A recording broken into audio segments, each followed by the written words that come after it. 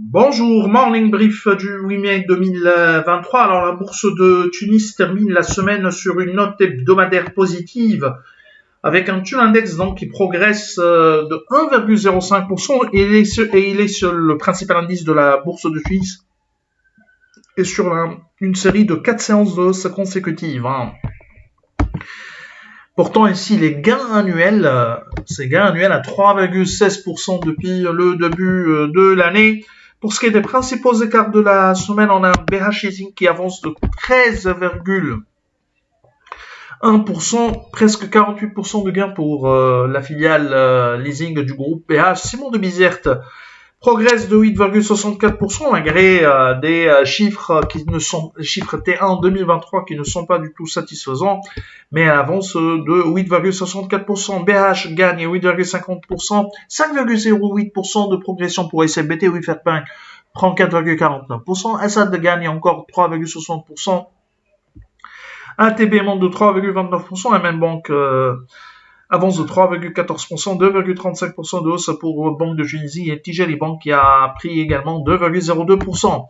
Alors STB accuse un peu forte baisse avec des pertes de 7,05%, SIL dévisse de 4,91%, UBCI recule de 4,58%, Tunisré cède de 3,88%, 2,85% de pertes pour Sotetel, Sokna lâche 2,72%, 2,50% de repli pour Siam Beslize qui a également perdu 2,23%, SAH abandonne 1,42% et Spedi qui accuse un repli de 1,34%. Alors, pour ce qui est de l'actualité de ce matin, on commence par l'inflation au mois d'avril 2023, une inflation qui accuse encore un repli ou qui a à 10,1% contre 10,3% à fin mars 2023.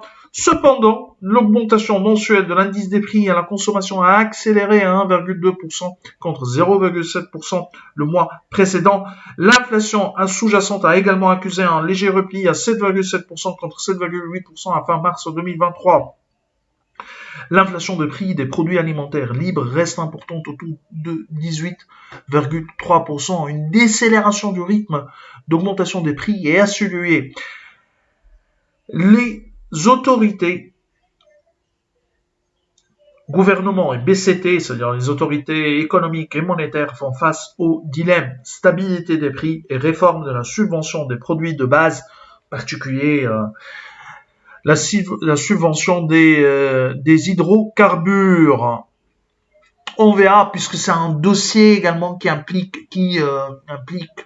la demande de financement auprès du FMI.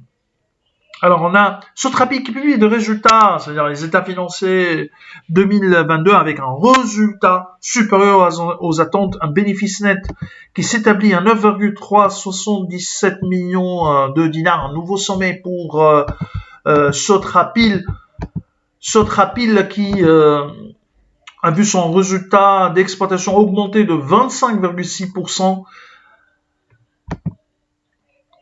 à 10 571 000 dinars, soit une marge opérationnelle ou marge débite autour de 63% contre 51,1% en 2021. Les produits de placement ont augmenté de 32,8% à 4 058 000 dinars. Disposant d'un trésor de guerre, Sotrapil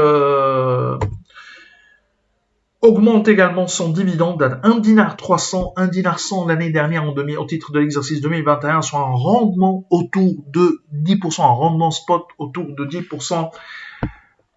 Juste un petit mot sur Sotrapil qui dispose donc d'un trésor de guerre en dette cash net autour de 5 ans, un peu plus de 50 millions de dinars pour une capi de 54 millions 100 cash net qui comprend des placements à terme de plus de 46 millions de dinars. Je sais qu'il y a le risque de lié au volume.